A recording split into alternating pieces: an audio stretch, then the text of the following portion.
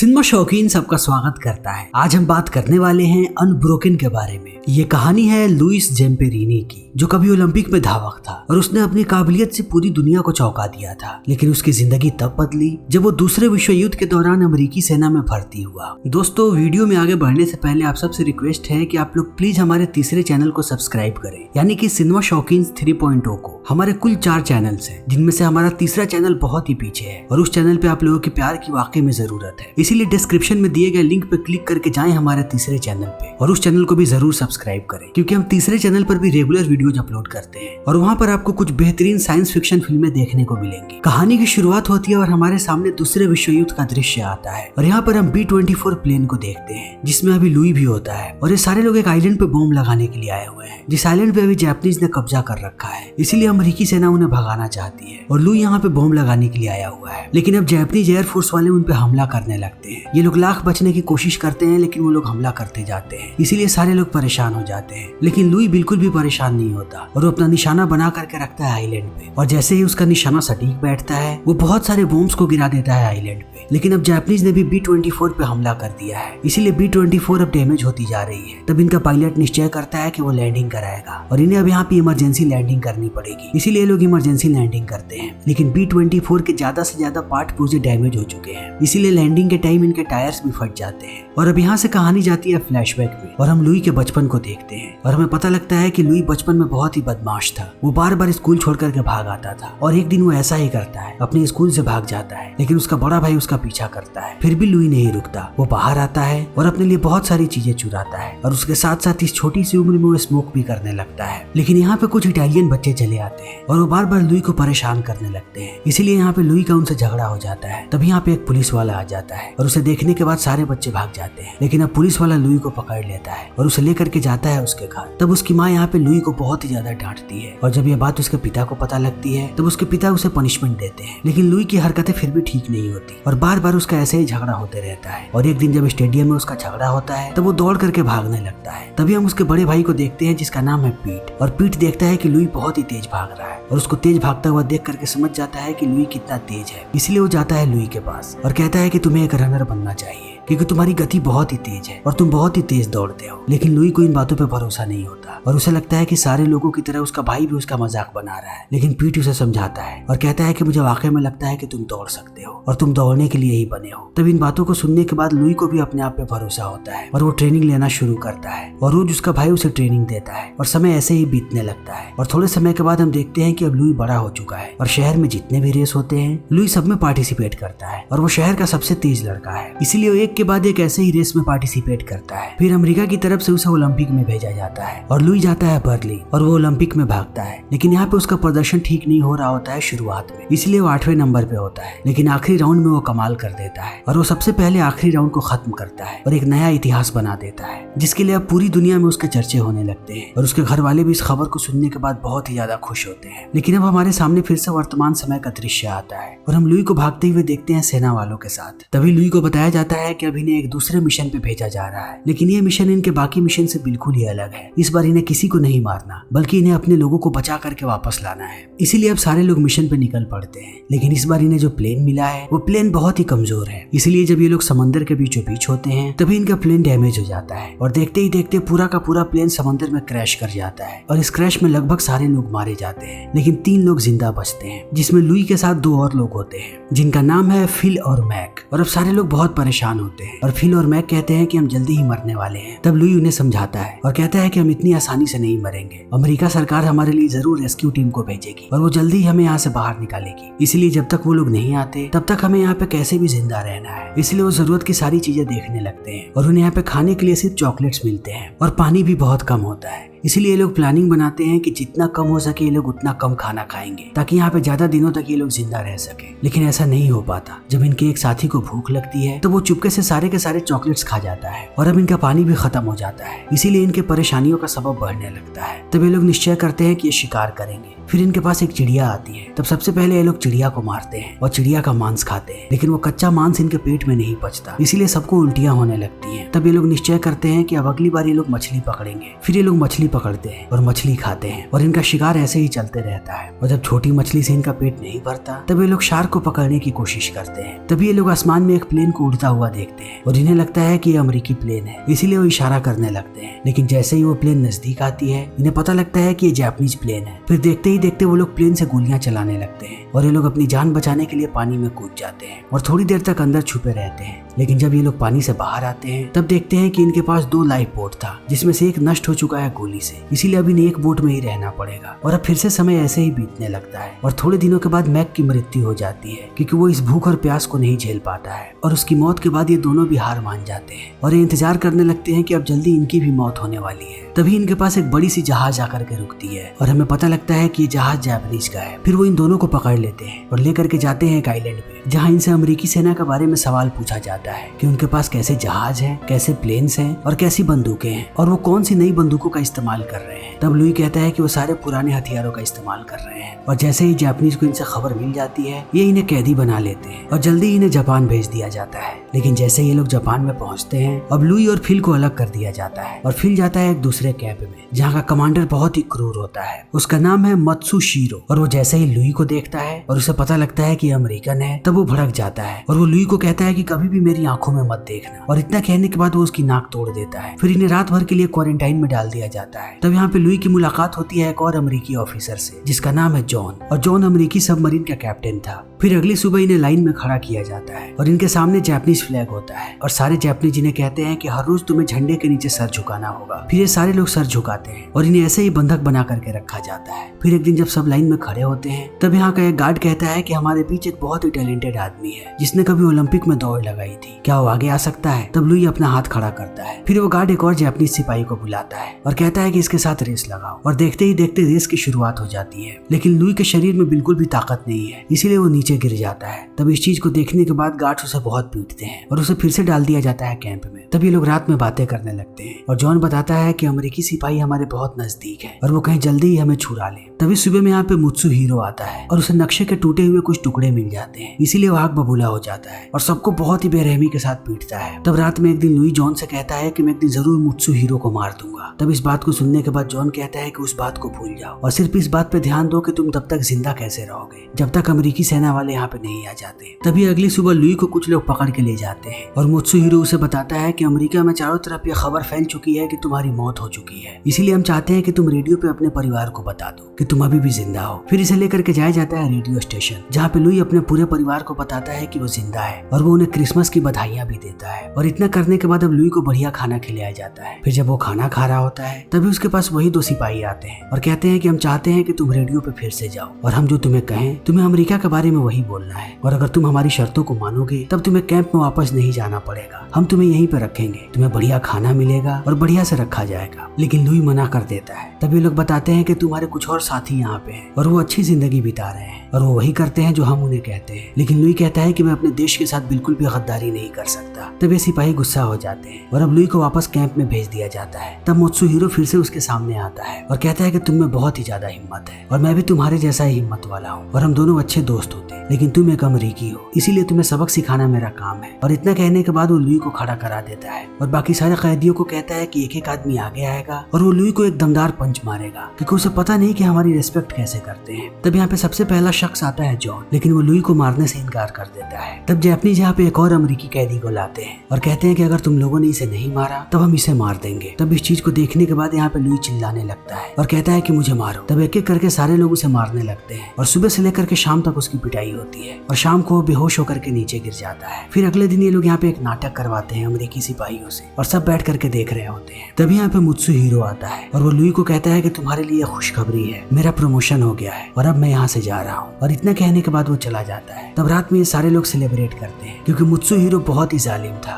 फिर अभी इनका सेलिब्रेशन चल ही रहा होता है तभी अमेरिकी सिपाही यहाँ पे चारों तरफ हमला कर देते हैं और इस चीज को देखने के बाद सब लोग खुश हो जाते हैं। तब एक सिपाही इन्हें बताता है कि खुश होने की जरूरत नहीं है, मैंने जापानीज को बात करते हुए सुना कि अगर वो इस युद्ध को हारेंगे तो वो सबसे पहले सारे सारे कैदियों को मारेंगे। तब इस बात को सुनने के बाद सारे लोग डर जाते हैं, लेकिन अब देखते ही देखते यहाँ का कैंप जलने लगता है। इसीलिए अगली सुबह अब सारे के सारे कैदियों को लेकर के जाया जाता है एक दूसरे कैंप पे। और रास्ते में जब ये लोग चल रहे होते हैं तब देखते हैं कि कितनी ज्यादा यहाँ पे तबाही हुई है। फिर इन सबको एक ट्रेन में बैठाया जाता है और लेकर के जाया जाता है नए कैंप पे। तब इन्हें पता लगता है कि यहाँ के सारे कैदियों से कोयले के खदान में काम करवाया जाता है। फिर ये लोग आगे बढ़ने लगते हैं। तभी लुई यहाँ पे मुत्सुहिरो को देखता है और उसे देखने के बाद वो बेहोश हो जाता है, लेकिन उसके साथी उसे संभालते हैं। तभी मुत्सुहिरो उनके पास आता है और कहता है कि तुम्हें यहाँ पे दिन रात कोयले के खदान में काम करना है, और जब तुमने काम करना बंद किया उसी समय हम तुम्हें मार देंगे। और इतना कहने के बाद वो फिर से लुई को पीटने लगता है। और अब धीरे धीरे इनकी जिंदगी बद से बदतर होने लगती है। ये लोग सुबह से लेकर के शाम तक कोयले के खदान में काम करते हैं और सारे लोग शारीरिक और मानसिक तौर पे कमजोर होने लगते हैं। और हर एक समय यहाँ पे कोई ना कोई बेहोश होकर के नीचे गिरते रहता है, क्योंकि इतना ज्यादा काम कोई भी नहीं झेल पाता। और अब लुई की भी हालत खराब होने लगती है। तभी इन्हें खबर मिलती है कि अमेरिका के राष्ट्रपति की मौत हो चुकी है, जिससे ये सारे लोग और भी ज्यादा दुखी हो जाते हैं। लेकिन उन्हें फिर से काम करना पड़ता है और उनकी हालत फिर से खराब होने लगती है। तभी एक सिपाही देखता है कि लुई स्लो चल रहा है, इसीलिए वो उसे ऊपर से धक्का दे देता है और लुई बहुत ही ऊंचाई से गिरता है, इसीलिए उसके पैर में बहुत ही बुरी तरीके से चोट लग जाती है और वो दर्द से कराहने लगता है। लेकिन किसी भी कैदी को अनुमति नहीं होती है कि वो लुई के पास जाए, इसीलिए कोई भी उसकी मदद नहीं करता और लुई ऐसे ही दर्द से कराहते रहता है और उसका दर्द ऐसे ही बढ़ने लगता है। लेकिन अगले दिन उसे फिर से काम करना पड़ता है। तब हम उसकी परेशानियों को देख पाते हैं और वो बिल्कुल भी नहीं चल पाता है, इसीलिए वो एक जगह पे रुक जाता है और एक सिपाही फिर से उसे देख लेता है। फिर वो उसे पीटता है और लेकर के जाता है मुत्सुहिरो के पास। तब मुत्सुहिरो कहता है कि तुम्हारे सामने एक बहुत बड़ी लकड़ी पड़ी है, उसे उठाओ और उसे अपने सर के ऊपर रखना, और अगर वो लकड़ी तुम्हारे सर के नीचे आई तब मेरे सिपाही तुम्हें गोली मार देंगे। तब इस चीज को सुनने के बाद लुई भी लकड़ी को ऊपर उठा लेता है और समय ऐसे ही बीतने लगता है और धीरे धीरे सारे सिपाही रुक करके यहाँ पे लुई को देखने लगते हैं और सारे कैदी भी। और उन्हें लगता है कि लुई किसी भी वक्त लकड़ी को नीचे गिरा सकता है और मुत्सुहिरो भी उसे ही देख रहा होता है और समय ऐसे ही बीतने लगता है। और थोड़े समय के बाद अब सारे के सारे कैदी यहाँ पे खुश होने लगते हैं और उनके अंदर एक नया ऊर्जा का संचार होता है, क्योंकि वो देखते हैं कि लुई कितनी ताकत के साथ वहाँ पे खड़ा है। और धीरे धीरे अब मुत्सुहिरो परेशान होने लगता है कि लुई इतनी देर तक कैसे खड़ा है। तब लुई यहाँ पे मुत्सुहिरो की आंखों में आंखें डालता है और मुत्सुहिरो कहता है कि मेरी आंखों में कभी मत देखना। लेकिन लुई को अब किसी बात का डर नहीं, इसीलिए वो ऐसे ही उसे घूरते रहता है और अचानक से चिल्लाना शुरू करता है और लकड़ी को और भी ऊपर कर देता है। और इस चीज को देखने के बाद मुत्सुहिरो की हालत खराब होने लगती है और वो चिल्लाते रहता है कि मेरी आंखों में मत देखो। लेकिन अब लुई को किसी बात का कोई खौफ नहीं,